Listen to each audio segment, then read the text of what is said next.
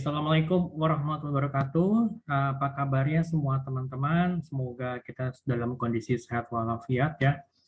Oke, kita kembali lagi untuk pertemuan kedua untuk mata kuliah statistika. Ya, bagi teman-teman yang belum tahu ya mengenai kebiasaan saya kalau untuk kuliah online. Jadi saya akan selalu mengupload bahan-bahan kuliah. Jadi baik seperti yang pertemuan pertama kemarin nih, jadi ya kita Zoom meeting itu sudah saya upload, dan juga untuk pertemuan kedua seperti saat ini itu saya upload di channel YouTube saya di Lapak Dosen, dan juga pertemuan ketiga, keempat, dan seterusnya gitu ya. Jadi mungkin nanti di pertemuan keempat atau pertemuan kelima kita menggunakan Zoom meeting, itu tetap akan saya rekam dan juga akan saya upload di channel YouTube saya gitu loh. Oke. Nah, bagi teman-teman yang belum subscribe untuk channel YouTube saya, silahkan di subscribe ya. Jadi teman-teman bisa mendapatkan update-nya untuk mata kuliah yang sudah saya upload, dan juga pasti nanti teman-teman bisa melihat beberapa rekaman video lainnya yang sudah saya upload di channel YouTube saya di Lapak Dosen gitu ya, baik itu untuk mata kuliah bahasa Inggris ataupun juga mata kuliah seperti manajemen pemasaran, atau juga mata kuliah perilaku konsumen dan juga strategi pemasaran, mata kuliah kewirausahaan gitu ya, juga itu sudah saya upload gitu ya. Oke, sekarang kita lanjut kepada pertemuan kedua. Di pertemuan kedua ini ya kita akan membahas mengenai notasi sigma dan juga dasar-dasar dari statistik gitu ya. Oke, oh ya sama untuk yang teman-teman yang sudah membuat kelompok, nah saya minta teman-teman nanti bisa informasikan kepada saya di grup nama-nama kelompoknya gitu ya. Oke, ini nggak usah berlama-lama, saya langsung share screen untuk ke pertemuan kedua. Here we go.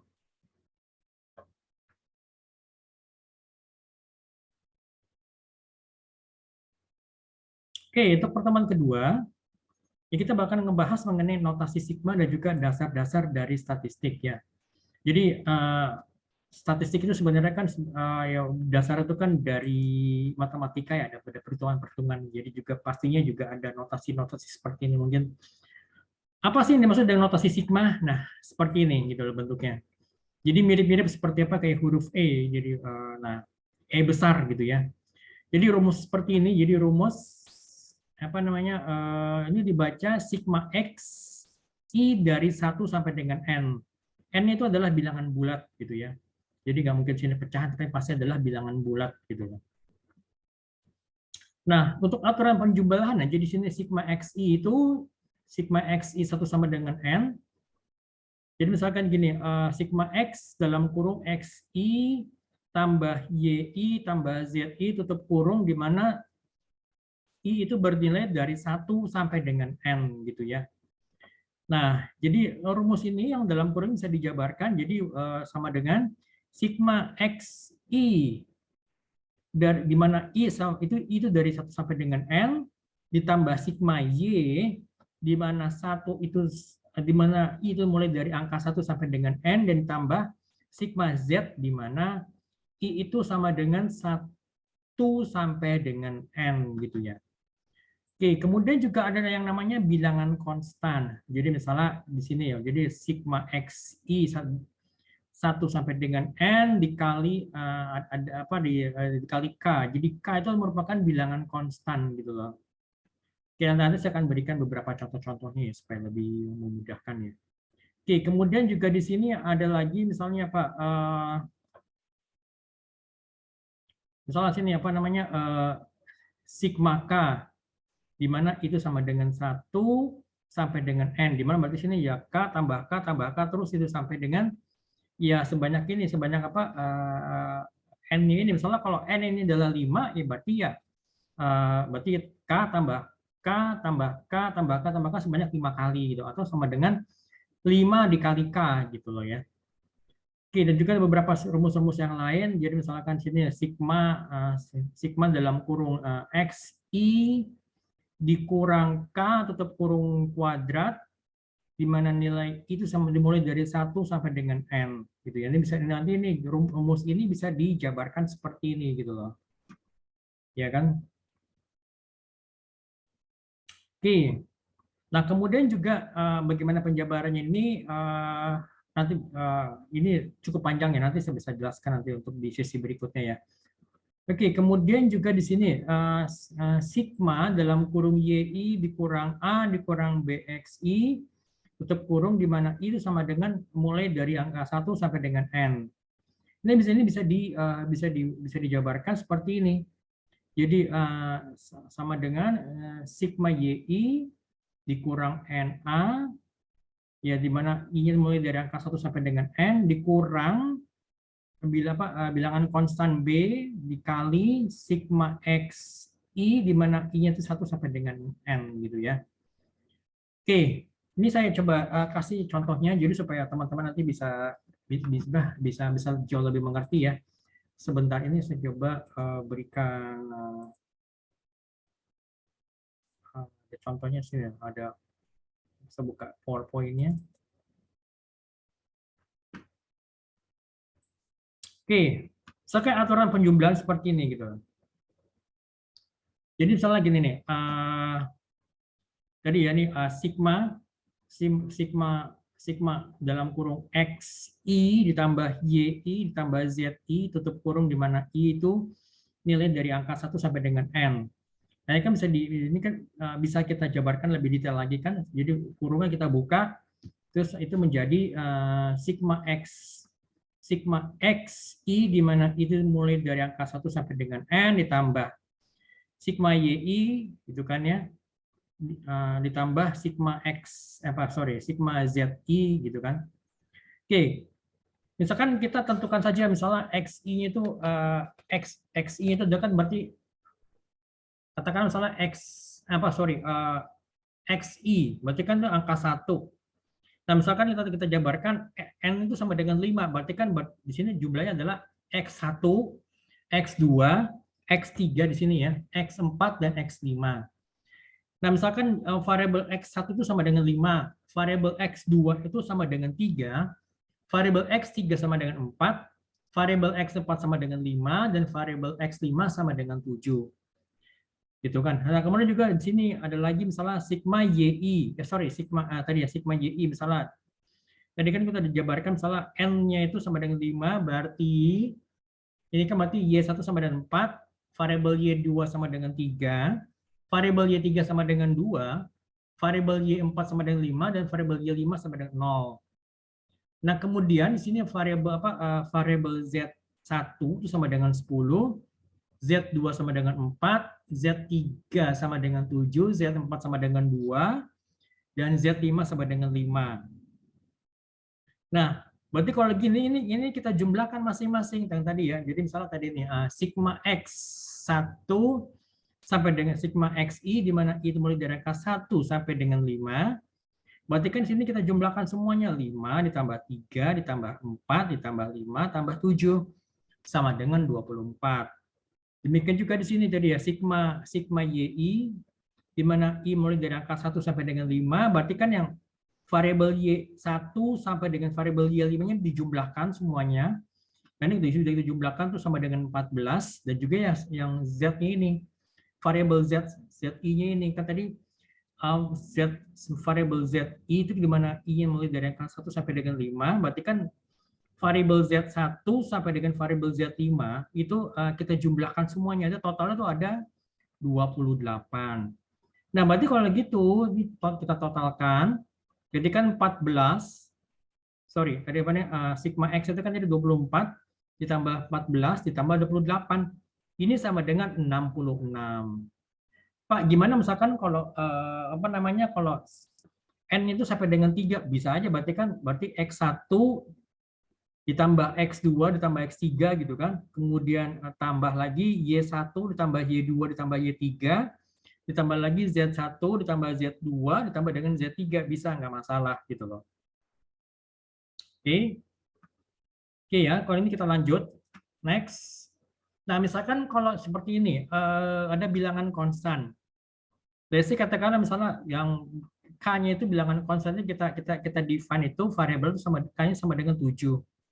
Berarti di sini kalau misalkan kita masukkan berarti tadi yang salah kalau ini ya K dikali sigma XI di mana I itu adalah angka 1 sampai dengan angka 5. Berarti kita masukkan ke variabel-variabel, kita masukkan angka-angka ini ke dalam variabel ini kan ke dalam rumusnya. Jadi 7 dikali 24 itu sama dengan 168. Nah, seperti itu. Nah, next.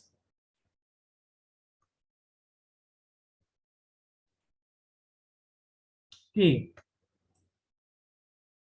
Nah, ini seperti ini. Kita lihat ya. Oke, misalkan ini sigma dalam kurung XI dikurang K tutup kurung kuadrat, di mana itu mulai dari angka 1 sampai dengan angka N, dan N kita tentukan itu adalah N itu sama dengan apa tadi? Sama dengan 5, gitu kan ya. Dan K itu sama dengan 7, konstantanya.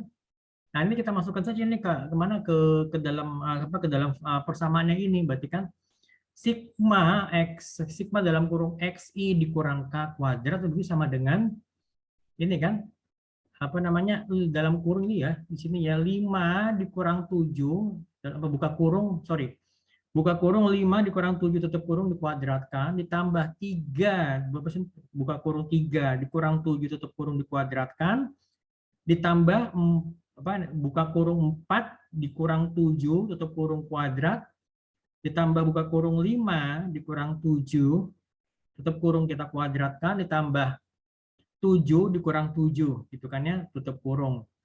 Oke, perhatikan sini ada angka minus ya. 5 dikurang 7 itu sama dengan minus 2. Nah, kemudian kita kuadratkan. Demikian juga 3 dikurang 7 itu adalah minus 4 ya kan. Kemudian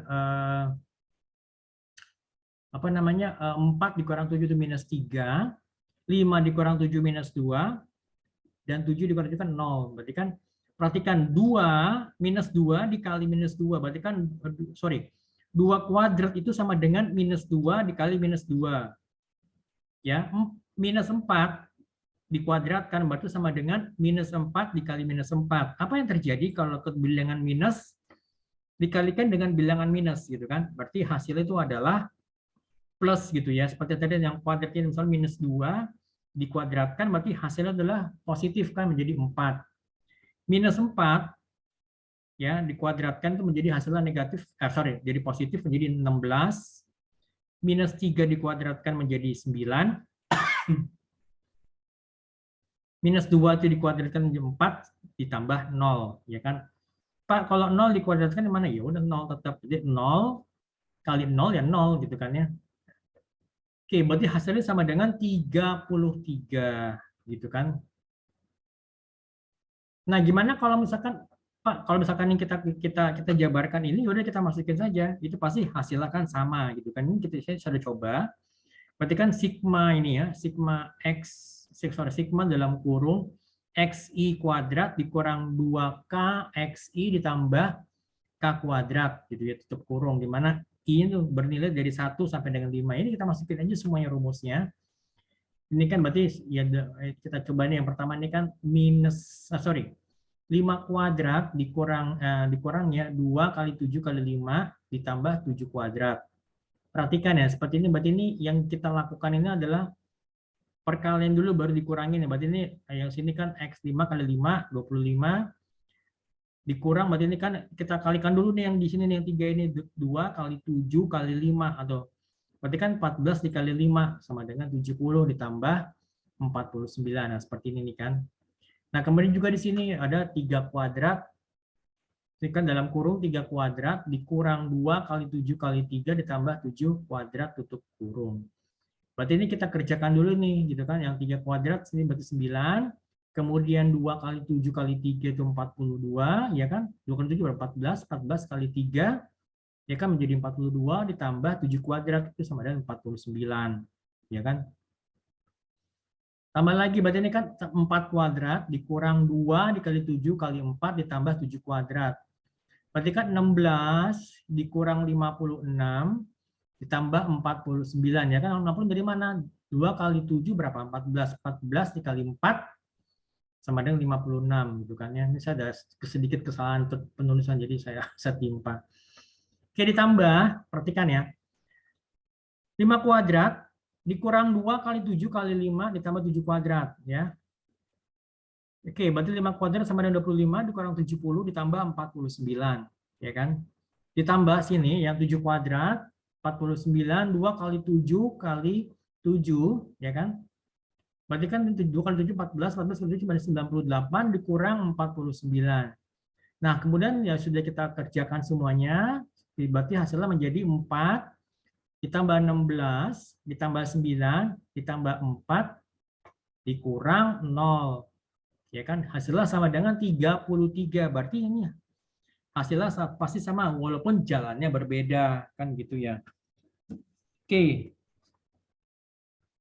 Oke, next kita balik lagi kepada tadi itu ya untuk yang ini berarti sudah mengerti ya teman-teman ya. Berarti ya kita tinggal masukkan angkanya ini ke dalam rumus gitu kan ya. Berarti ini kan sebenarnya ada X itu merupakan variabel gitu loh. Ya kan bisa jadi mungkin kalau sini saya bisa menentukan N-nya berapa Pak. Bisa jadi mungkin N-nya hanya ada N-nya 3 gitu atau mungkin N-nya 7 gitu. Berarti kan X1, X2, X3, X4, X5, X6, X7 gitu kan. Nah, kalau misalkan sini kalau sini cuma N-nya sama 3 berarti X1, X2, X3 gitu kan. Kalau di sini 3 berarti Y1, Y2, Y3. Nah, seperti itu. Oke ya. Oke, sekarang kita bicara mengenai distribusi frekuensi. Apa itu distribusi frekuensi? Jadi distribusi frekuensi itu adalah merupakan penyusunan data ke dalam kelas-kelas tertentu, di mana setiap individu atau item itu hanya termasuk ke dalam salah satu kelas tertentu saja. Jadi ini pengelompokan data ini berdasarkan kepada kemiripan cirinya tertentu, pada ciri khasnya gitu ya. Nah, tujuannya apa? Tujuannya adalah untuk mengatur data mentah atau data yang belum dikelompokkan dalam bentuk yang lebih rapi tanpa mengurangi inti informasi yang ada. Jadi data mentah itu merupakan data yang belum dikelompokkan gitu ya. Kemudian juga distribusi frekuensi numerikal. Ini merupakan pengelompokan data berdasarkan angka-angka tertentu, biasanya disajikan dalam bentuk grafik histogram. Distribusi frekuensi kategorikal merupakan pengelompokan data berdasarkan kategori-kategori tertentu, biasanya disajikan dalam bentuk grafik batang, lingkaran, dan juga gambar gitu ya. Sorry. Oke. Oke, jelas ya. Oke, ini kita lanjut. Ada beberapa istilah dalam distribusi frekuensi. Oke, yang pertama adalah kelas. Kelas itu merupakan penggolongan data yang dibatasi dengan nilai terendah dan nilai tertinggi, yang masing-masing dinamakan batas kelas, gitu ya, atau kelas limit, gitu ya. Jadi ada istilah kelas, ada istilah batas kelas, gitu ya.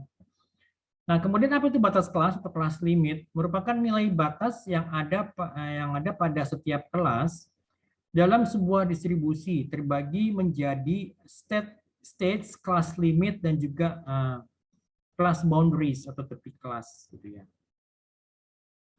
Oke, jadi sudah ada beberapa istilah, jadi ada kelas, kemudian ada batas kelas atau kelas limit, kemudian juga ada kelas boundaries atau tepi kelas, dan juga state kelas limit ya. Oke, kita lihat lagi. Stated class limit adalah merupakan batas-batas kelas yang tertulis dalam distribusi frekuensi. Terdiri dari lower class limit, batas bawah kelas, dan juga upper class limit, itu batas bawah kelas, ingat ya. Upper class limit sesuai namanya batas atas kelas. Jadi ada lower class limit, batas bawah kelas, dan upper class limit, batas atas kelas gitu ya. Nah, kemudian apa itu class boundaries atau tepi kelas? Merupakan batas kelas yang sebenarnya terdiri dari lower class boundary, batas bawah kelas yang sebenarnya, dan juga upper class boundary, batas atas kelas yang sebenarnya. Jadi ada batas bawah kelas dan batas atas kelas gitu loh. Oke, jelas? Oke, kita lanjut lagi. Nanti saya akan berikan contohnya. Kemudian ada lagi kelas interval atau panjang kelas atau lebar kelas, merupakan lebar dari sebuah kelas dan dihitung dari perbedaan antara kedua tepi kelasnya, gitu ya. Kemudian midpoint atau class mark merupakan atau titik tengah merupakan rata-rata hitung dari kedua batas kelasnya atau tepi kelasnya, gitu kan. Oke. Nah, kemudian sekarang ini cara-cara bagaimana kita menyusun distribusi frekuensi. Jadi yang pertama adalah menambah array data atau data terurut kalau bila memang diperlukan. Lalu yang kedua menentukan range itu jangkauan, selisih antara nilai yang paling tinggi atau yang terbesar dengan nilai yang paling kecil atau yang terkecil gitu ya. Jadi ditandai dengan apa rumusnya? R itu sama dengan X max, jadi nilai yang paling besar dikurangi nilai yang paling kecil dari suatu data, dari suatu kumpulan data gitu ya. Nah, kemudian yang ketiga, kita menentukan banyaknya kelas dengan mempergunakan rumus Sturges. Jadi di mana K itu equals 1 ditambah 3.3 log N. Di mana K itu sama dengan banyaknya kelas, N itu adalah jumlah data yang diobservasi. Perhatikan ya. Mungkin di beberapa buku mungkin ditandai dengan apa n kecil, jadi jumlah data yang diobservasi gitu. Tapi juga ada beberapa buku yang lain juga dengan menggunakan notasi itu huruf n besar gitu ya. Oke, tapi nggak apa-apa. Nah kemudian mungkin kalau selanjutnya dulu ya nomor 4 ya, menentukan interval kelas atau yang kita lambangkan, kita notasikan dengan I itu sama dengan R-nya itu tadi ya, range-nya ini dibagi banyaknya kelas, itu merupakan interval kelas gitu ya. Oke, kemudian nih kita sebelum pada contoh saya kasih contoh beberapa ini dulu rumus-rumusnya ya.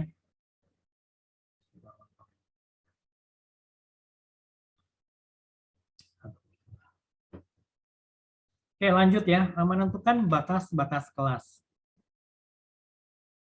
Jadi ada sini tepi bawah kelas, perhatikan ini TBK tepi bawah kelas, kemudian sini BBK batas bawah kelas, kemudian kalau TAK tepi atas kelas, kalau BAK batas atas kelas gitu ya.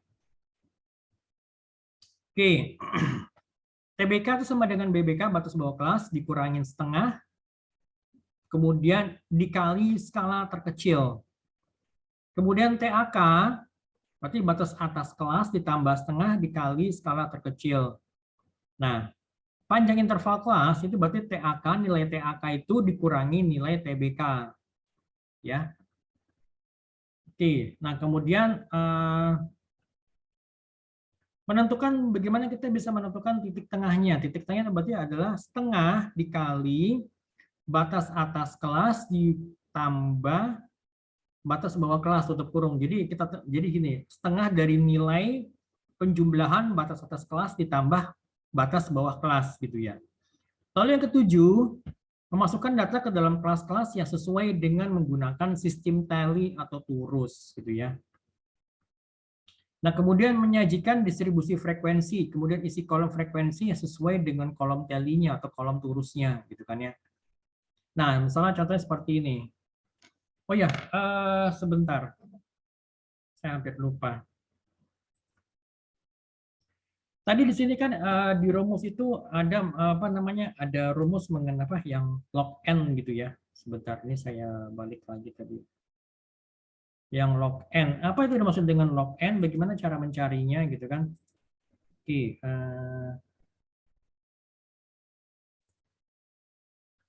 Oke, sebentar. Ini log n kan seperti ini tadi ya. K sama dengan tadi ini kan 1 ditambah mana tuh? Sorry. Oke nih. K sama dengan 1 ditambah 3.3 log n. Ini rumusnya ya, rumus untuk mengetahui banyaknya kelas gitu kan ya. Oke, apa itu log n? Nah, bagaimana kalian bisa mencari menggunakan log n itu dari mana, Pak? Ya, kalian bisa menggunakan kalkulator yang ada di smartphone kalian ya. Jadi kalkulator, jadi smartphone kalian sebenarnya kan itu sudah dilengkapi dengan dengan kalkulator. Jadi kalian jangan khawatir, waduh Pak, saya nggak punya scientific kalkulator gitu loh. Ya nggak masalah. Jadi pasti di handphone kalian, di smartphone kalian pasti ada gitu kan ya. Oke. Nah, oke, ini saya tunjukin ini dari ini bagaimana kalian bisa mencari nilai log n ini. Oke, ini saya tutup dulu layarnya sebentar. Oke, ini kan pasti di apa kelihatan nggak sini? Di sini ini kan di layar handphone kalian. Saya ini menggunakan apa handphone Vivo. Handphone Vivo. Nah, kemudian kalian coba cari apa namanya aplikasi kalkulator. Ini kan kalau aplikasi kalkulator kalau misalkan seperti ini nih kan ya. Nggak kelihatan ya teman-teman ya. Nah, aplikasi kalkulator kan seperti ini nih. Nah, kemudian kalau sini dari jauh kelihatan mungkin ya. Nah, kan seperti ini. Nah, kalau misalkan Pak, tapi situ kan nggak ada lognya, tidak ada lognya. Oke, kalau mau mencari log, ini coba kalian buat sebetulnya posisi vertikal dan ini pasti ada nilai lognya itu gitu loh, ya kan? Nah, ini saya coba, misalkan dia tadi yang rumusnya itu, ini saya masukkan ke rumusnya lagi. Ya, saya masukkan ke rumusnya.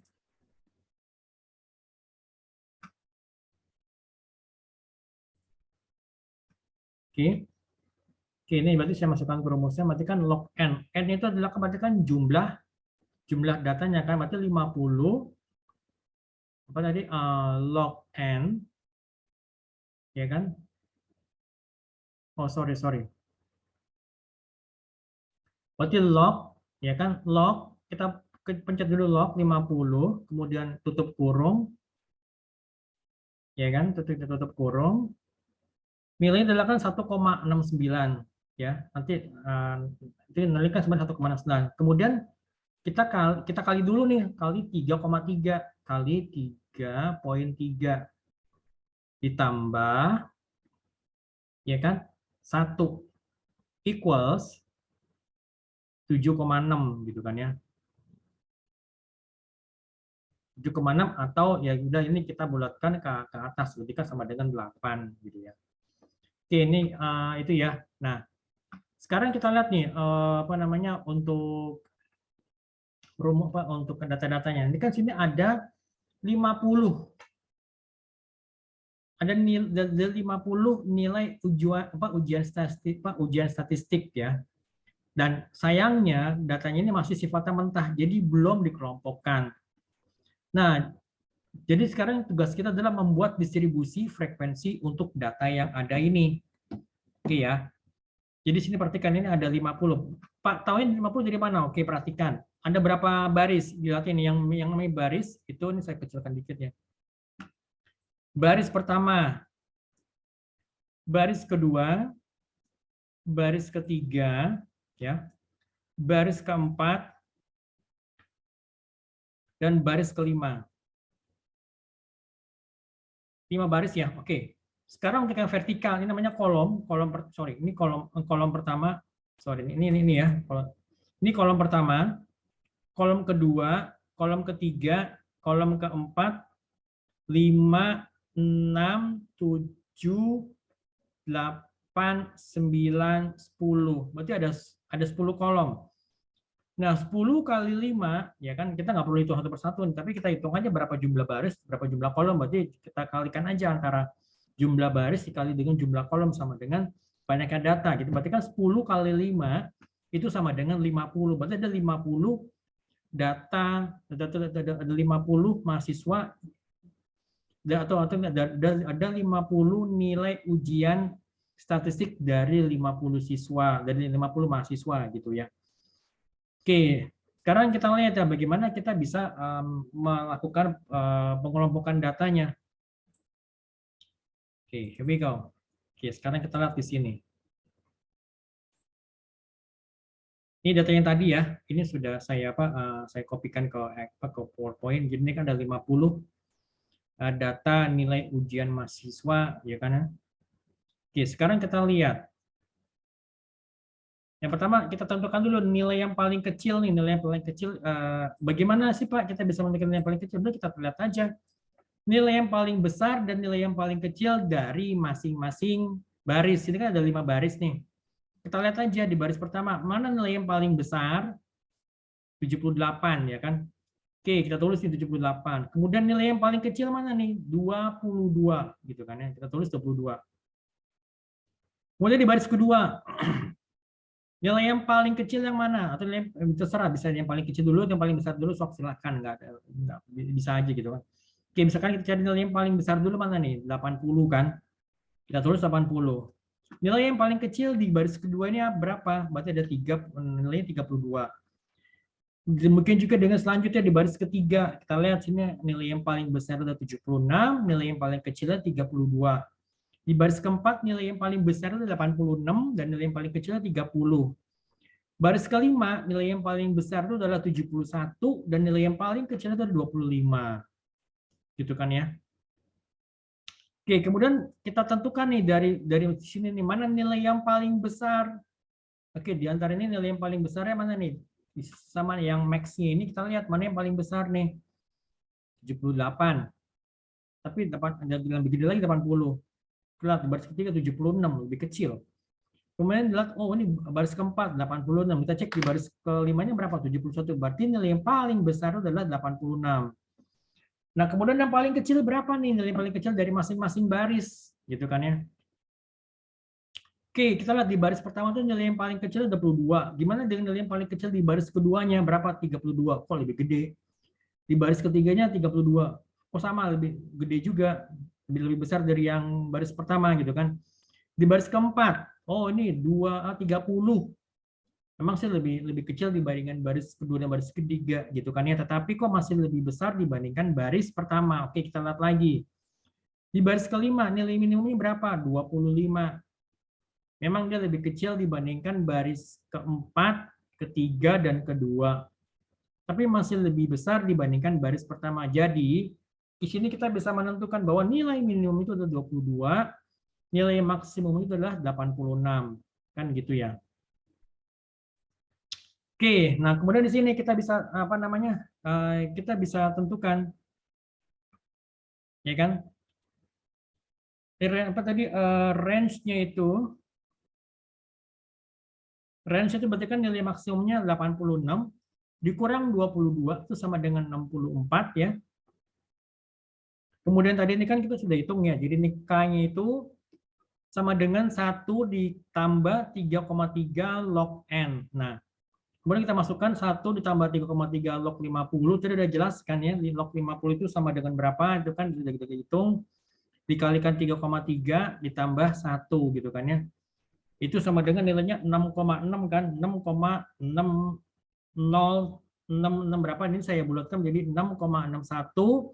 Kemudian kita pembulatan ke atas gitu kan, karena apa namanya kelompok itu kan nilainya harus bulat kan ya, harus angka bilangan bulat. Berarti ini kita apa namanya kita bulatkan ke atas, jadi ada 7, jadi ada 7 kelompok gitu ya. Nah kemudian untuk intervalnya berarti kan nilai apa namanya rumus interval itu adalah kan 64 dibagi 6,61, ini kan nilai aslinya ini kan sebelum dibulatkan, berarti 64 dibagi 6,61 itu sama dengan 9,6 ya, which is ini saya bulatkan menjadi 10. Oke, perhatikan, jadi di sini kita dapat mengetahui bahwa ke-50 data tersebut dapat dikelompokkan menjadi 7 kelas. Jadi ada 7 kelas, dan masing-masing kelas itu memiliki interval itu 10 gitu ya. Kita lihat, berarti di sini, ini kan, yang kelas yang pertama ini 22 sampai dengan 31 ini kan ini kita apa namanya kita hitung kan. Jadi kita hitung tuh ada apa namanya ada interval itu 10 gitu ya. Kemudian berarti kan di sini dari nilai yang paling kecil 22 ditambah 10 sama dengan 31. Kemudian di kelas yang kedua itu mulai dari angka 32 sampai dengan 41. Kelas ketiga interval yang ketiga itu di kelas yang ketiganya itu adalah nilai 42 sampai dengan 51 sampai dengan kelas yang ketujuh itu nilai 82 sampai dengan 91 gitu ya. Nah ini kita hitung nih tadi yang kita tally nih yang apa yang masuk ke dalam range angka 22 sampai 31 ini ada berapa gitu kan ya. Nah ini kita tally di sini nih gitu loh. yang angkanya apa, yang nilainya dari nilai dari 22 sampai 31 ini ada berapa mahasiswa atau ada berapa nilai gitu kan ya. Nah, ini kita lihat dari sini. Makanya perlu misalnya detail itu ditulis, oke misalnya berapa nih, tadi 22 ya ini kan. Oke, berarti ini 22. Oke, 22 sampai 31 ada nggak di sini? Oh, berarti 22, ada 27 gitu kan ya. Nah, demikian juga seterusnya seperti jadi akhirnya dapatlah segini kan frekuensinya. Jadi untuk yang mendapatkan nilai dengan range 22 sampai dengan 31 itu ada 5 mahasiswa gitu kan ya. Nah, membaca seperti itu gitu loh. Kemudian untuk mahasiswa yang mendapatkan nilai dengan range antara 32 sampai dengan 41 itu berjumlah 7 orang gitu kan ya. Nah, untuk yang kelas berikutnya bagi mahasiswa yang mendapatkan range nilai dari 42 sampai dengan 51 itu berjumlah 9 orang. Nah, sampai dengan berarti jadi sini kita bisa melihat bahwa hanya ada satu siswa yang mendapatkan nilai yang masuk ke dalam range nilai 82 sampai dengan 91 gitu kan ya. Biasanya kita bisa melihat kok ini masalah kalau nilainya semakin baik kok ya semakin sedikit gitu yang mahasiswa yang mendapatkan nilai tersebut gitu kan ya. Misal tadi nih yang range nilainya dari 52 sampai 61 ini yang paling banyak gitu kan. Gitu kan. Nah, seperti itu. Nah, dari sini kita bisa mendapatkan informasi gitu loh.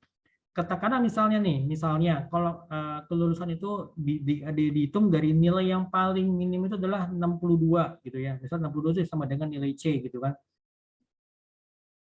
Berarti jumlah mahasiswa yang berhak lulus atau mendapatkan kelulusan dari mata kuliah statistik ini berarti berjumlah berapa? Ya kan, berarti dari mereka yang mendapatkan nilai minimum itu dari range angka 62 sampai dengan 71. Berarti kan ada 9 orang gitu kan ya. Nah, kemudian ditambah dengan mahasiswa yang mendapatkan nilai 72 sampai dengan 81 itu adalah 8 murid atau 8 mahasiswa. Nah, hanya ada satu mahasiswa yang mendapatkan nilai yang nilai itu di range angka 82 sampai dengan 91. Berarti total mahasiswa yang lulus untuk mata kuliah statistik ini itu berjumlah berapa? 9 ditambah 8 ditambah 1 gitu, berarti sama dengan 18. Nah, kita bisa melihat berarti ada berapa persen ini yang lulus dari total mahasiswa di kelas gitu kan ya. Kita bisa lihat berarti 18 dibagi 50 berapa. Nah, itu kalian bisa menghitung di situ kan, berarti misalkan kalau saya tulis di sini maaf. Ini saya turunin dulu.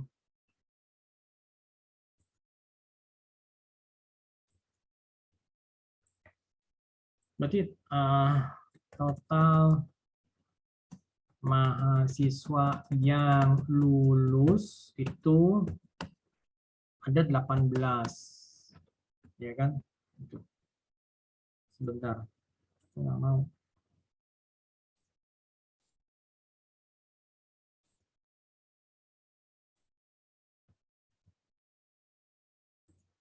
Ya kan berarti ada 18 kan?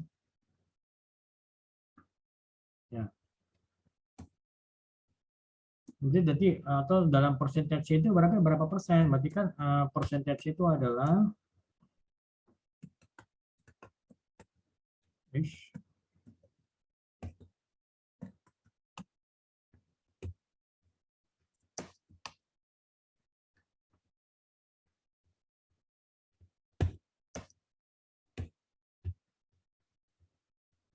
dibagi persentase adalah kan 18 ya kan?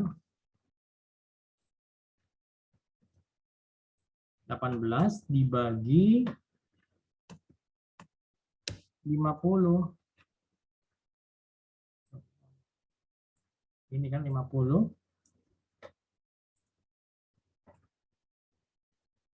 kali 100% ya. Nah,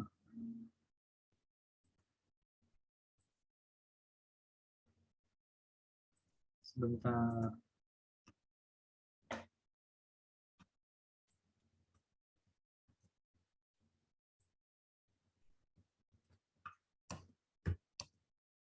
Berapa itu berarti kan sini sama dengan 18 dibagi 50 equals belum nggak itu nggak sampai 50% ya kan, berarti hanya kurang dari 50%, berarti hanya sekitar 36% gitu kan. Ya 36% yang lulus gitu loh dari total dari total mahasiswa yang ada gitu. Nah ini kan yang seperti yang saya bilang kemarin kan di pertemuan pertama, berarti ini kan merupakan informasi gitu. Datanya ini tadi kalau datanya ini merupakan data mentah sob. Oke, ini kita olah, kita mendapatkan informasi bahwa yang lulus itu hanya 18 orang gitu kan. 18 mahasiswa dari total 50 mahasiswa yang ada di kelas gitu kan.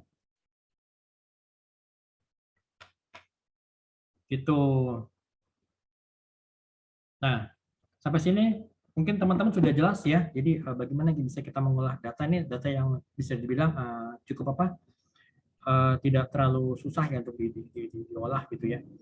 Oke, kemudian kita lihat di sini. Oke ya, sampai sini udah jelas ya teman-teman ya. Nanti misalkan kalau ada yang menanyakan bisa ditanyakan di apa di grup WhatsApp ya. Jadi total mahasiswa yang lulus ini seorang lagi ya, ada 18 mahasiswa. Nah ini kalau kita hitung secara percentage berarti berapa persen yang lulus dari total keseluruhan dalam satu kelas gitu loh.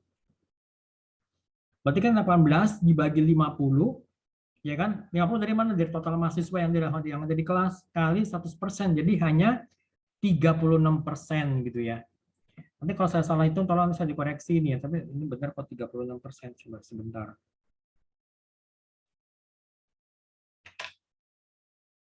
18 dibagi 50.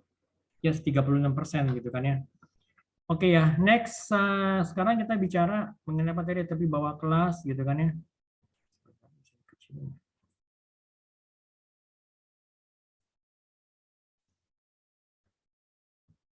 Oke.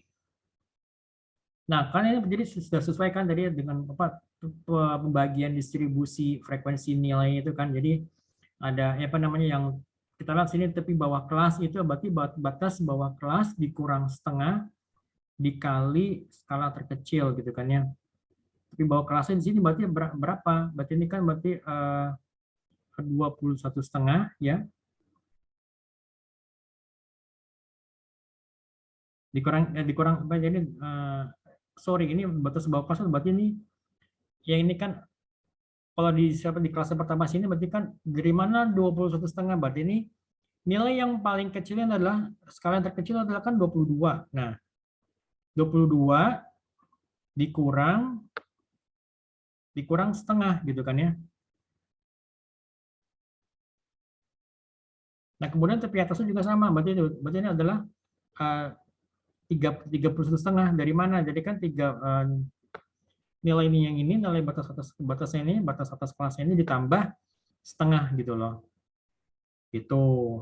Demikian juga untuk yang lebih bawah kelas di sini yang di kelas keduanya ini. Berarti ini kan nilai yang paling nilai skala terkecil itu adalah 32, berarti kan 32 dikurang setengah bersama dengan 31,5 gitu loh. Oke ya teman-teman ya, jelas ya. Oke, nah sekarang kita masuk kepada balik lagi kepada tadi ya. Here we go. Ini udah jelas ya, kita sudah jelaskan. Oke, kemudian untuk jenis-jenis distribusi frekuensi. Ini saya jelaskan dulu ya. Sebentar. Distribusi frekuensi, jenis-jenisnya itu dibagi distribusi frekuensi kumulatif dan juga distribusi frekuensi yang sifatnya relatif. Oke. Distribusi frekuensi kumulatif itu adalah merupakan suatu daftar yang memuat frekuensi-frekuensi kumulatif yang ingin mengetahui banyaknya observasi yang ada di atas atau di bawah suatu nilai tertentu. Lalu yang kedua, distribusi frekuensi relatif, sorry, itu adalah perbandingan dari frekuensi masing-masing kelas dan juga jumlah frekuensi seluruhnya dan dinyatakan dalam percentage gitu kan ya. Distribusi frekuensi kumulatif kurang dari yang di atas adalah merupakan suatu total frekuensi dari semua nilai-nilai yang lebih kecil dari tepi bawah kelas pada masing-masing interval kelasnya. Distribusi frekuensi kumulatif lebih dari yang dari bawah adalah suatu total frekuensi dari semua nilai-nilai yang lebih besar dari tepi bawah kelas pada masing-masing interval kelasnya. Oke. Kemudian distribusi frekuensi kumulatif relatif itu adalah suatu total frekuensi dengan menggunakan percentage gitu ya. Oke, ini kalian coba baca aja. Oke. Nah, sampai sini ada yang menanyakan, kalau ditanyakan silakan kalian bisa apa namanya tanyakan di grup ya ataupun japri ke saya secara personal juga oke, nggak masalah ya. Oke, sekarang kita masuk kepada topik berikutnya.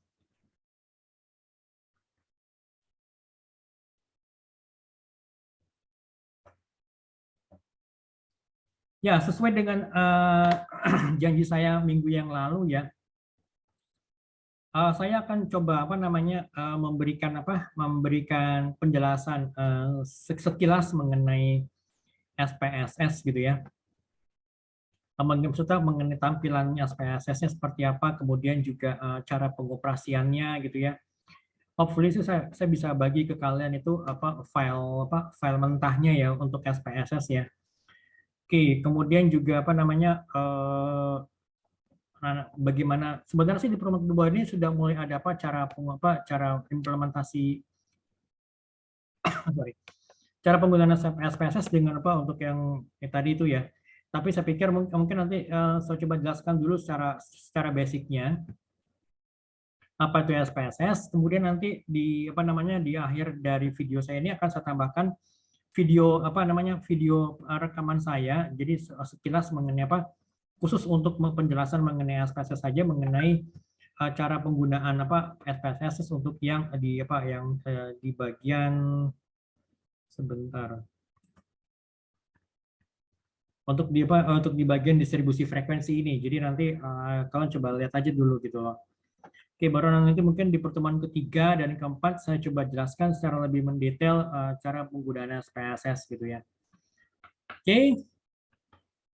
Oke, sekarang saya mau coba masuk ini kepada tadi penggunaan Excel tadi ya, penggunaan Excel untuk distribusi frekuensi. Oke, ini ada beberapa tahapannya, saya jelaskan terlebih dahulu.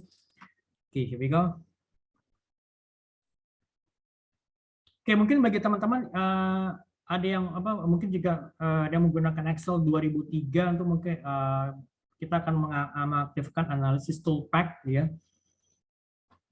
Kemudian juga di Excel 2007 juga ada beberapa langkah-langkahnya untuk mengaktifkan analisis toolpath dan juga di Excel 2010. Dan saya menggunakan Excel 2010, jadi saya akan menggunakan menu yang ini gitu ya, teman-teman ya.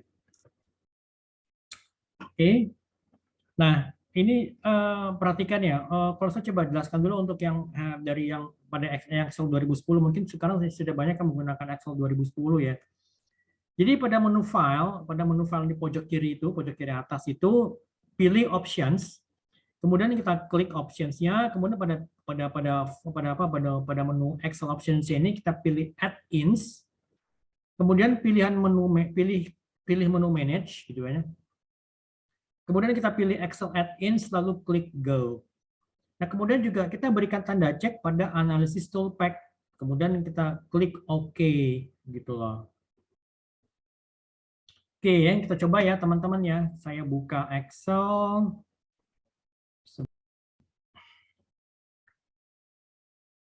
Oke, sekarang kita lihat kepada contoh pada Excel-nya ini ya teman-teman ya. Kita lanjutkan. Untuk datanya memang sudah saya masukkan terlebih dahulu supaya lebih mempercepat proses kita ini aja belajar ya. Oke, ini datanya sebentar. Sudah terlihat mungkin ya, belum belum terlihat di layar teman-teman ya.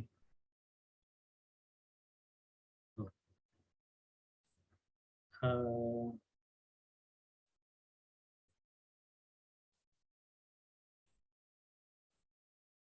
Oke nih ya, layarnya seperti ini. Jadi di layar Excel ini, memang saya sudah masukkan data-datanya mulai dari A1, di kolom A1 sampai dengan A20. Jadi ada 20 data yang memang belum dikelompokkan, gitu kan, yang sudah saya masukkan.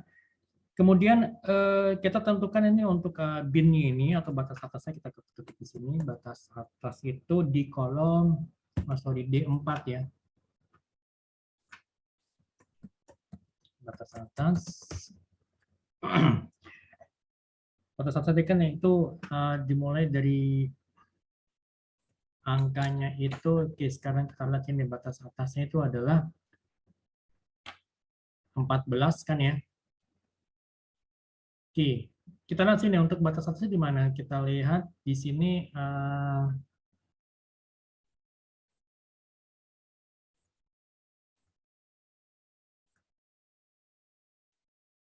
oke, saya kasih contoh, saya kasih lihat dulu ya, yang dimaksud dengan batas atas itu di sini gimana sih, gitu kan ya. Oke, nah sini, jadi kan ada 20, tadi kan ada 20 data observasi ya. Nah, kemudian kita akan bikin ke dalam 5 kelas, 5 kelompok, itu dari range siapa yang 10 sampai 14, 15 sampai 19, 20 dan 20 sampai 24, sorry. 25 sampai dengan 29 dan 30 sampai dengan 34. Nah, yang dimaksud dengan batas atas itu adalah yang angka ini 14, 19, 24, 29, 34 itu merupakan batas atas gitu kan ya. Nah, sekarang kita masukkan ini angka-angka ini pada itu tadi yang di Excel tadi untuk yang di batas atasnya itu. Oke, sekarang kita lihat ya. Tadi kan ada di angka 14,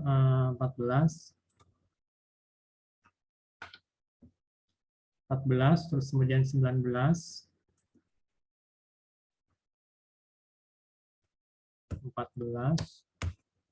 19 gitu kan ya. Kemudian di angka 24, 29, 24, 29,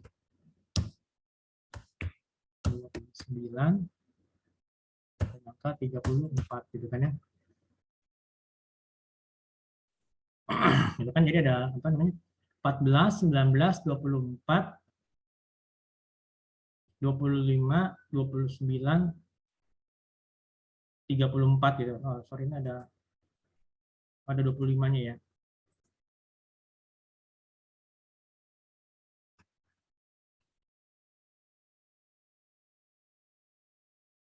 Nah, oke.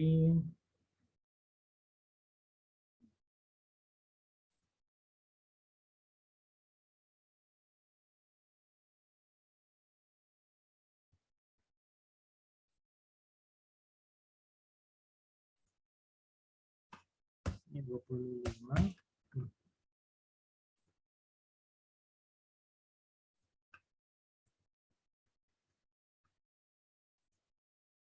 Oke, nah sekarang kita lihat ini kan sudah masuk. Kemudian kita klik pada apa pada menu ini data analisis ya. Kita lihat sini pada menu data analisis, kemudian kita pilih histogram, ya kan? Kemudian kita pilih pada histogram, kemudian kita pilih pada analisis tool.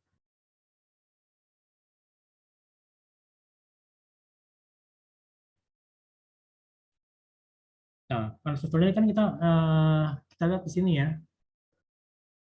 Input range-nya itu adalah ini kan yang A1 sampai dengan A20 ya. Itu kemudian apa bin range-nya itu dari D4 sampai dengan D9.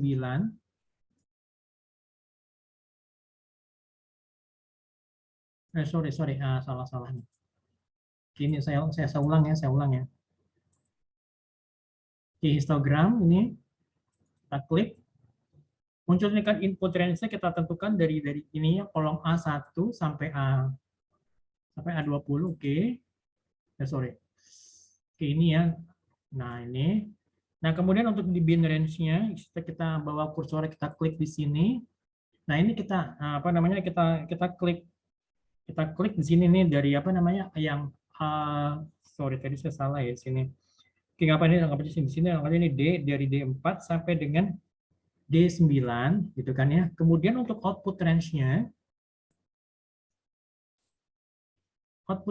itu kita klik di apa namanya? Kita ketik ini D 12 gitu kan ya.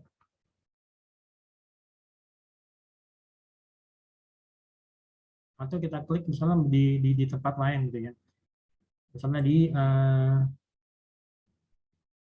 misalnya kita klik misalnya biar gampang misalnya kita klik di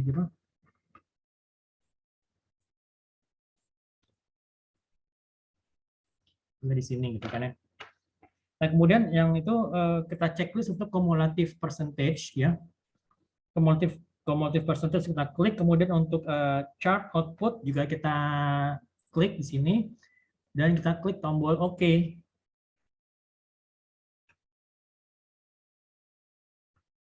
Oke, kita tunggu hasilnya.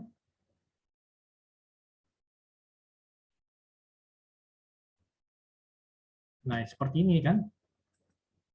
Nah, ini saya copy ke situ, saya Ctrl X, nah masuk sini biar lebih bisa terlihat dengan jelas. Oke, ini saya geser ke sini. Oke, ini kita perbesar.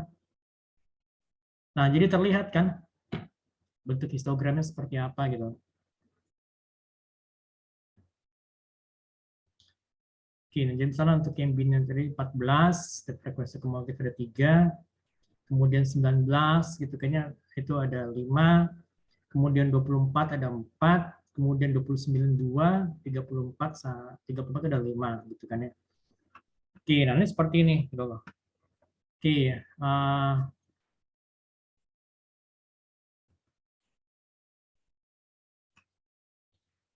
Oke, ini untuk yang Excel sudah ya teman-teman ya. Nah, sekarang kita coba lihat, kita balik lagi tadi kepada sini ya. Ini sudah kita kerjakan, ya kan. Kemudian sekarang kita lihat kepada SPSS gitu loh. Oke, nah apa sebenarnya aplikasi SPSS itu? Jadi aplikasi SPSS merupakan aplikasi untuk pengolahan data statistik yang sifatnya deskriptif gitu ya. Jadi data-data yang sifatnya itu kuantitatif, data-data yang sifatnya kuantitatif itu jadi data-data yang adalah yang menggunakan angka gitu loh. Jadi angka misalnya gini, antara laki-laki 1000, perempuan berarti apa 1000 gitu kan. Totalnya itu dia total responnya ada 2000. Nah, berarti kalau begitu kita bisa mengetahui masing-masing laki-laki itu ada 50% dan perempuannya ada 50%. 50% dari mana? Dari 1000 dibagi total 2000 responden tadi. Berarti kan masing-masing responden baik yang laki-laki maupun perempuan itu porsinya adalah 50% gitu kan ya. Nah, kita bisa mengolah data-data seperti itu dengan menggunakan SPSS gitu. Oke, sekarang saya mau coba tampilkan dulu nih untuk data-data tampilan SPSS itu seperti apa sih gitu loh. Mungkin kalau buat teman-teman yang belum tahu gitu ya. Oke, tampilan sebenarnya seperti ini, simple gitu kan ya. Kesalahan sini. Jadi kalau kita buka, ini saya agak gede perbesar sedikit. Oke, nah di SPSS tampilan seperti ini. Jadi di layar ini terbagi dua. Yang pertama itu adalah variable view dan juga ini data view. Variable view di sini adalah tempat di mana kita menentukan atau mendefinisikan variable-variable yang akan kita analisa, gitu kan. Nah, kemudian data view itu merupakan tempat kita layar di mana kita tuh melakukan input data, gitu loh. Misalkan di sini kita sudah menentukan variable view-nya semua, sudah kita tentukan, misalnya apa? Misalnya tadi contohnya nih, misalnya nomor kuesioner gitu ya. Terus kemudian misalnya apa? Jenis kelamin gitu kan ya. Kemudian usia, kemudian misalnya nilai gitu. Itu merupakan data-data yang sifatnya kuantitatif gitu. angka. Nah, kemudian di sini baru kalau untuk yang di data view itu adalah tempat kita melakukan input data gitu. Misalnya ada 150 mahasiswa yang akan kita input data-datanya, berarti kita melakukan inputnya di layar data view sini. Seperti itu gitu loh. Oke, misalnya nih saya kasih contoh ya. Misalnya sini name ini maksudnya adalah nama variabel, misalnya sini nomor, atau misalnya kita kasih apa no ya, misalnya no atau nomor gitu ya. Sorry. Nomor. Oke. Tipenya adalah numerik gitu kan ya. Kemudian lebarnya itu 8 gitu. Jadi kita nggak usah kita otak-atik. Kemudian desimalnya kita bikin 0 aja, karena kan sini kita nggak ada desimal. Label itu mengenai keterangan yang dimaksud dengan no apa, misalnya nomor ujian, gitu kan ya. Value-nya apa? Udah, ini kita lupakan saja, kita nggak akan isi di sini. Nah, kemudian di sini misalnya apa? Misalnya jenis kelamin, misalnya kita singkatnya menjadi misalnya apa? Misalnya jenis kelamin. Nah, pentingnya di sini kita mendefinisikan atau menuliskan label itu adalah supaya kita tahu bahwa nanti misalkan ada orang lain yang akan melakukan pengolahan data, atau ada orang lain yang sebagai yang sebagai operator atau input sebagai data input, data entry, ya dia tahu bahwa yang dimaksud dengan nomor itu adalah nomor ujian gitu ya. Kemudian jenis kelamin itu adalah misalnya gender itu adalah jenis kelamin gitu ya. Oke, nah kemudian juga di sini misalnya usia gitu ya. Let's say kata lain. Oh maaf. Usia. Gitu. Akhirnya kita bikin 0, biasanya adalah usia mahasiswa misalnya. Oke, kemudian usia sudah, misalnya apa lagi? Misalnya nilai gitu kan ya. Maaf, ini nggak boleh pada spasi nilai, langsung kita tab, ke 0. Kemudian di sini misalnya apa? Nilai mahasiswa gitu kan ya, atau misalnya nilai apa nih, nilai mata kuliah apa, nilai misalnya statistik mahasiswa. Oke, gitu. Oke, ini variable view. Oke, Pak, misalkan kalau nanti ada yang bertanya lagi boleh, nggak apa. Misalkan kalian sudah input datanya misalnya sampai 100 gitu ya, Pak. Ternyata ada ada variable yang belum didefinisikan, udah tinggal ditambahkan saja di sini. Misalnya apa? Ada nomor kuesioner, jenis kelamin, usia, nilai gitu kan.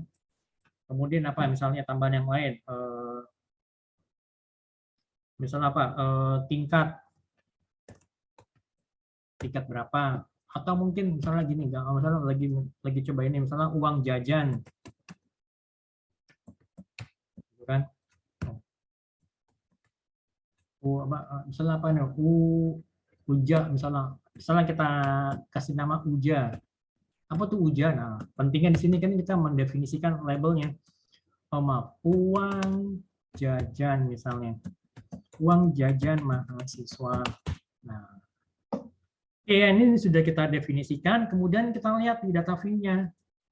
Nah, ini kan muncul kan misalnya nomor tadi misalnya nomor ujian 1, udah kita ketik jenis kelamin apa, usia apa. Oke.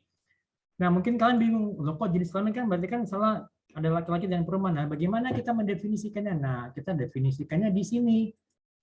Misalnya nih, kita ketik 1, berarti labelnya apa? Misalnya labelnya laki. Nah, jangan lupa di add. Lalu yang kedua, setelah laki-laki pasti ada perempuan kan, perempuan. Nah, jangan lupa diklik OK. Nah, gitu kan? Oke nih, misalnya jadi misalnya nomor ujian 1, siapa nih? Laki atau perempuan? Oh, ternyata laki-laki. Oke, kita klik 1. Nah, akan muncul. Usianya berapa? Misalnya usianya masih 18 tahun. Misalnya usianya berapa? Misalnya 17 tahun gitu kan ya. Nilainya berapa? Nilainya 75. Misalnya nilai 77 lah gitu ya. Uang jajannya berapa? Misalnya uang jajan misalnya apa? Uang jajan misalnya 20.000. Gitu. Nah, misalkan kita kasih keterangan lagi nih, misalnya uang jajan mahasiswa per hari gitu kan ya.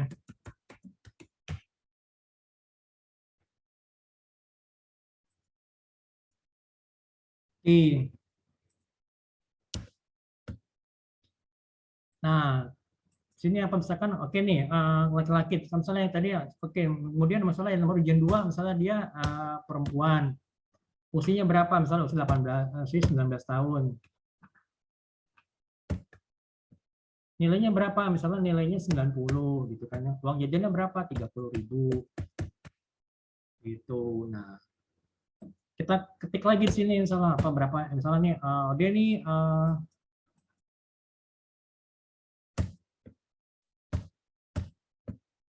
oke, misalnya usianya berapa? Usia 20, usianya misalnya berapa? 19. So, nilainya berapa? 90. Uang jajan berapa? 20.000. Nah, jadi seperti ini misalnya kita klik, nah ini bisa sampai misalnya berapa? 100 gitu kan ya. Oke. Nah, misalnya kan sudah kita misalnya gini gampangnya, Pak ini kan setelah ini kita mau ngapain Pak gitu loh. Oke, setelah ini kita misalnya analisa, ya, kita analisa klik misalnya kita apa ya? Kita klik analyze.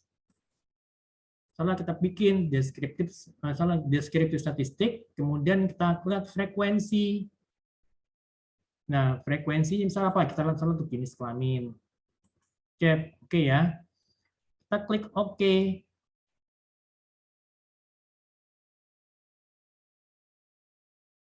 Nah,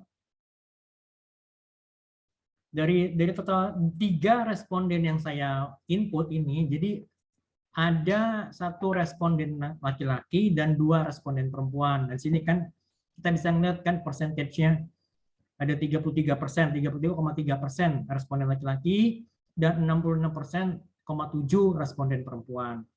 Nah, ini gampang ya nih saya kasih seperti ini. Jadi nanti detailnya nanti untuk yang apa untuk yang data analisis itu akan saya jelaskan berikutnya nanti ya. Jadi saya juga akan sisipkan apa namanya penjelasan dari video saya terdahulu. Jadi kalian bisa melihat itu contohnya nanti sebelum saya memberikan penjelasan yang lebih detail mengenai penggunaan SPSS seperti apa gitu ya teman-teman ya. Oke, sampai sini ya teman-teman ya. Kita ketemu lagi nanti minggu depan dan jangan lupa bagi teman-teman yang belum klik subscribe ataupun juga yang belum nge-like, mungkin juga yang pengen nge-share, boleh silakan monggo. Tapi jangan lupa tetap di subscribe ya teman-teman ya. Oke, itu aja dari saya semuanya. Baik teman-teman, kalau misalnya nanti ada yang mau ditanyakan, kalau ada informasi yang masih bingung atau ingin tanyakan lebih jauh, bisa hubungi saya di Japri atau mungkin nanti di grup juga boleh silakan.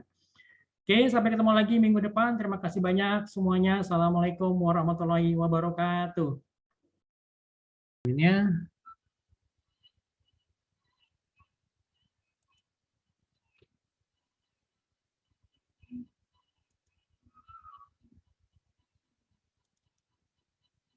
Oke, ini tampilan dari SPSS ya. Jadi kalau kalian lihat sini ada yang namanya data view. Kalau di bawah ini, di bawah pojok kiri bawah ya. Ada data view dan ada variable view gitu loh. Nah, data view ini adalah layar di mana kita melakukan input data. Nah, kemudian kalau di sini variable view ini adalah layar di mana kita mendefine atau mendefinisikan variable-variable yang akan kita analisa gitu loh. Misalkan gini, do I have still time? Oke, kita kan bisa gampang ini. Nama variabel, misalnya kita ketik misalnya siapa? Nilai gitu ya. Nilai, gitu kan?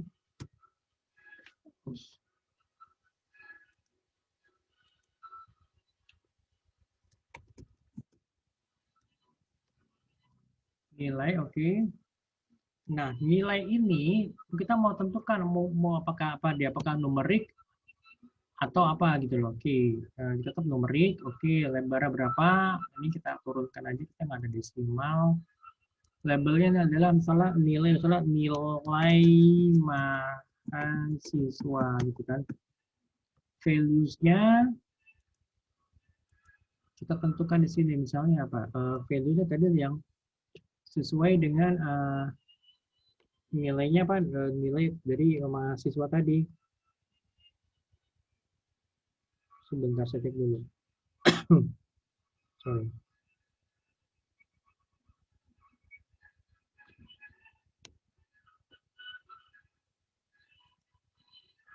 Sebentar ya.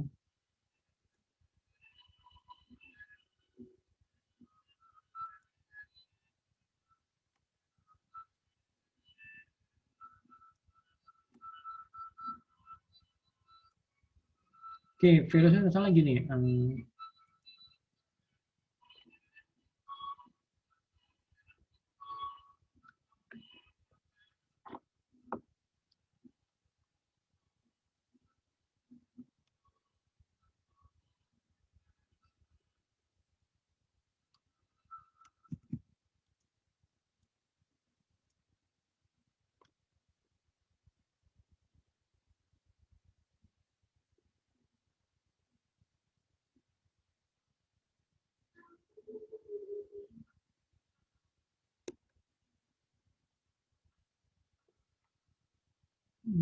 Sebentar gimana caranya sebentar.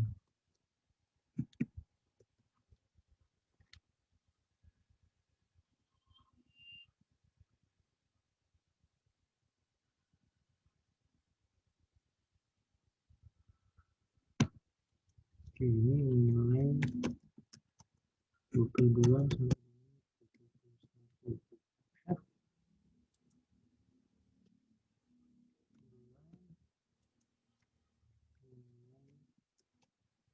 32 sampai dengan 41 kita kan 3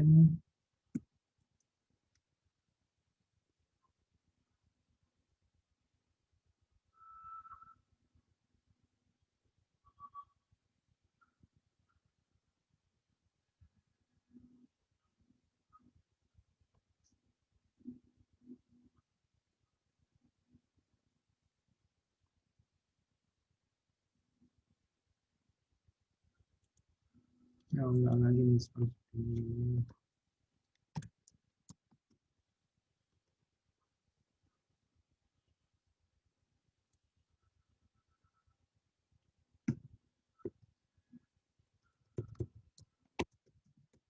Satu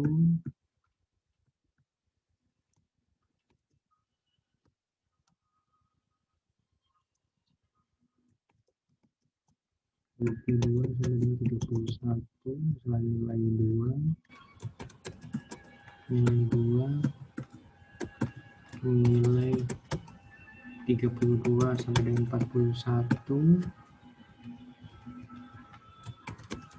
nilai 3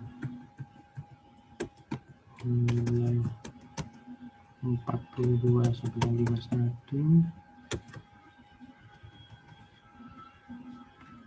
nilai 4 nilai 52 sampai dengan 61 nilai 5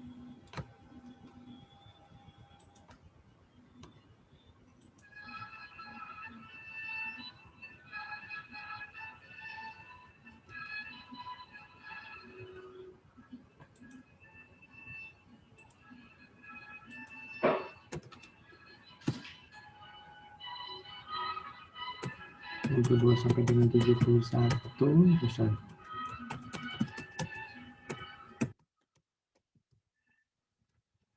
nilai 6 nilai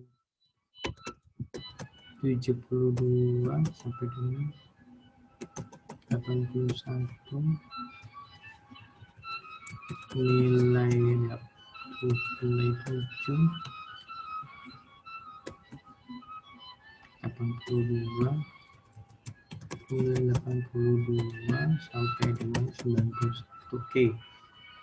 Ini udah ya, ini kan kita sudah define ini apa namanya variabelnya. Kemudian bagaimana kita bisa mengisi di sini? Kita isi aja gitu. Misalnya sini nilai 1 berapa? Misalnya 5. Kan nilai 32, nilai 2 itu yang berarti ini yang nomor 2, berarti ini 7. Nilai 3 itu dalam salah 9.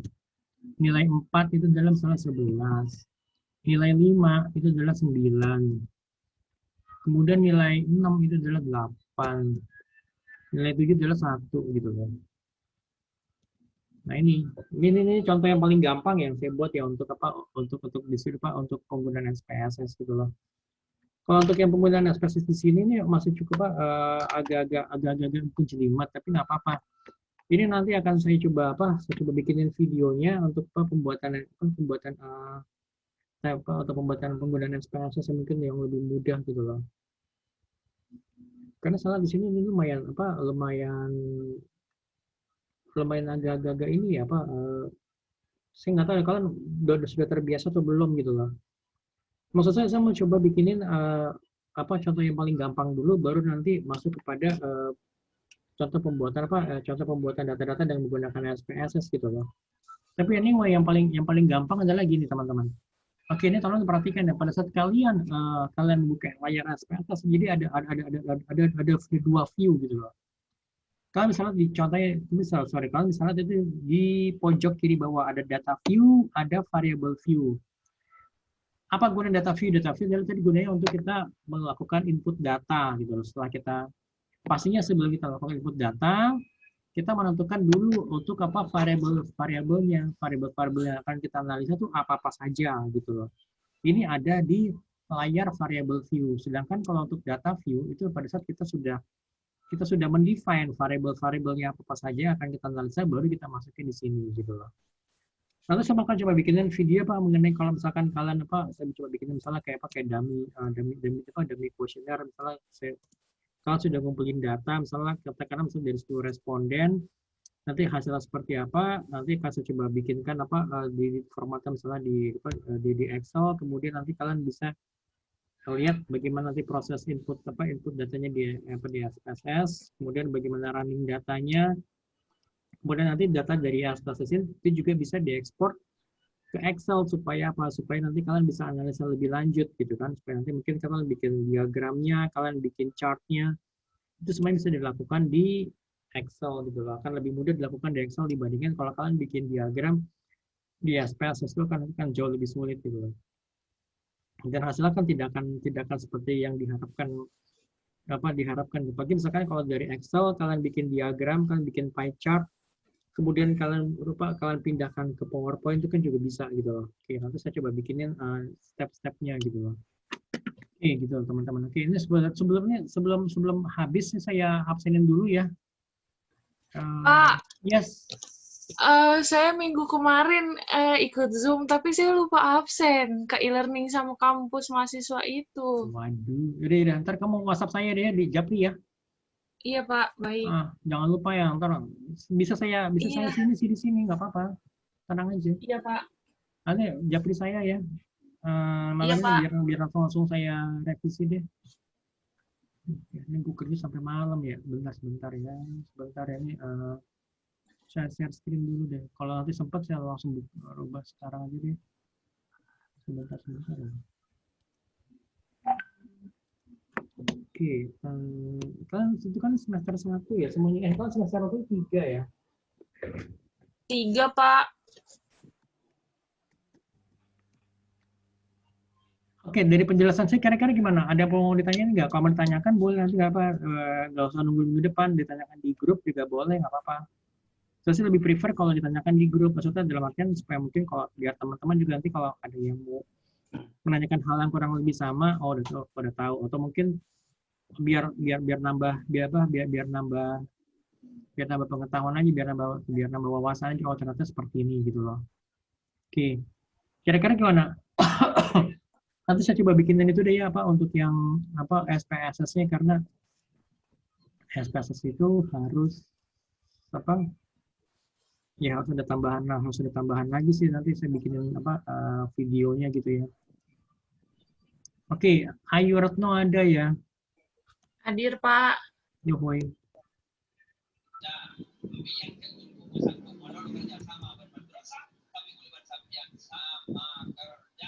Ini kalian nggak masalah ya kan Zoom setiap minggu atau gimana? Saya lagi mau coba cari yang enak tuh gimana karena kalau cuma hanya apa namanya kalau hanya rekaman saya upload ke YouTube kira-kira gimana ya kalian bisa ngerti nggak sih? Apa saya coba aja nanti minggu depan. Oke, Ayurna udah, Penny ada. Penny hadir ya, Desinta Suci ada, Hadir, Pak. Fitri ada ya. Devan, oke, Devan ada ya. Oke, Muhammad Nurdin, ada Nurdin? Nurdin nggak masuk ya? Itu Pak, ada Pak. Ya, Pak, Bang Udin, Pak. Saya Bapak. ada ya? Iya, kok nggak kelihatan mukanya. Maaf. Oke, Nurdin ada. Oke. Coba. Oke, terus apa lagi dari Nurdin udah? Indah Lestari ada ya? Dion ada. Ray ada. Ray nggak masuk Nggak ada ya? Pak. Minggu lalu ada nggak? Nggak ada ya. Oke, Intan Sulistiani ada? Nggak ada ya. Oke. Tidak ada Pak. Herman ada. Oke, sip. Ini saya simpan. Ya tadi sebentar soalnya kali di sini ya saya ituin ya. Saya apa namanya? Pertemuan kemarin berarti ya. Pertemuan pertama ya. Iya Pak. Sebentar. Siapa namanya tadi? Sorry. Ayu Retnandini Pak. Nomor satu. Ini ada kok dua. Ini yang pertama ada udah. Oh, udah. Soalnya saya nggak di e-learning nggak masuk itunya. Data kehadirannya nggak masuk. Saya coba update lagi deh. Kalau di sini sih udah. Udah kok. Yang ada mungkin minggu lalu yang nggak di absen, siapa lagi ada mungkin? Sudah Pak kayaknya. Udah semua ya? Oke, sip dah. Oke teman-teman, ada yang mau ditanyakan lagi? Sebenarnya sini saya mau coba jelasin, itu tapi slide yang punya Bapak. Ya? Gimana? Boleh nggak Pak? Apa tuh? Ya? Yang slide yang itu Pak, yang Bapak punya. Boleh nanti saya share di sini, tenang aja saya share di grup ya. Iya Pak. Yang Masih, PowerPoint Pak. ini kan? Yang PowerPoint ini kan? Iya, penjelasannya itu Pak. Oh iya, yang tadi Bapak. pasti saya share tadi karena saya jadi bikin agak mendadak sore karena tadi mau saya ketik, tapi kalau diketik kayaknya nggak mungkin deh. Jadi akhirnya saya scan, saya potong-potong, saya masukin PowerPoint sih yang lebih cepat gitu loh. Malah kan lebih enak kan jadi ngejelasinnya kan. Tapi tulisan saya kebaca nggak? Kebaca Pak, kebaca. Baca ya nggak apa ya. Nih, tapi ada beberapa yang ada yang saya coret-coret karena saya mau tulis ulang udah nggak mungkin lagi. Jadi nanti saya coret atau saya timpa gitu. Tapi masih kebaca tulisan saya ya. Oke, sip deh. Oke, ada yang ditanyakan lagi? Anyway, untuk yang SPSS nanti saya bikinin itu deh, saya bikinin videonya tersendiri ya. Terus juga ini saya masih coba lagi nih untuk yang kalau untuk analisis toolpath nanti kalian bisa coba sendiri karena tadi saya ngeliat di toolpath yang Excel 2003 ternyata Excel itu udah Excel versi yang tinggi ya, itu beda-beda lagi tapi hasilnya sama gitu loh. Nanti kalian coba-coba aja itu untuk pembuatan bikin Excel itu ya, pembuatan histogramnya. Kemudian nanti untuk yang SPSS nanti menyusulnya nggak apa ya teman-teman ya. Ya Pak. 65 bisa kok Pak. Bagaimana? Excel 365 bisa kok tadi Pak. Bisa ya. Yang histogram bisa kok. Bisa ya. Oke, sip deh. Oke, nanti saya share. Yes. Ini nanti video ini ada di YouTube kan Pak? Insya Allah ada semuanya ada. Ini kan dia convert dulu kan ya di convert terus nanti setelah selesai convert semuanya baru malam ini saya upload karena ini kan lumayan panjang nih, ada 2 sesi. Jadi nanti bikinin 2 video, jadi ada sesi pertama, sesi kedua gitu ya. Gitu. Oke teman-teman semuanya ya, ada yang lagi yang tanyakan? Semua sudah absen, terus ada lagi nggak? Ada yang miss dari saya nggak? Ada yang kurang dari saya nggak tuh malam ini? Oh ya sama Ada, untuk kelompok kelasnya udah diinfo ya? Sama namanya siapa belum? Udah diinfo belum ya? Kelompok A 2 siapa? kelompok kan, Pak? 3 kelompok ya kan? A, B, C ya. 4, 4, 3 kan? Ya, Belum dibikin sih, Pak, kelompoknya, Pak. udah minggu depan bisa diinfo ya teman-teman ya. Oh ya, baik, Jangan Pak. lupa ya. Oke, baik. Terima kasih banyak semuanya. Oke ya. Sampai ketemu lagi minggu depan. Ya, terima Tetap kasih jaga juga, Pak. kesehatan, tetap ya stay safe, stay healthy semuanya teman-teman ya. Dan tetap semangat ya semuanya. Oke, baik. Terima kasih banyak semuanya. Assalamualaikum warahmatullahi wabarakatuh. Waalaikumsalam Assalamualaikum warahmatullahi wabarakatuh. Makasih ya, Pak. Makasih, Yuk, Pak. sama-sama. Oke, see you next week ya.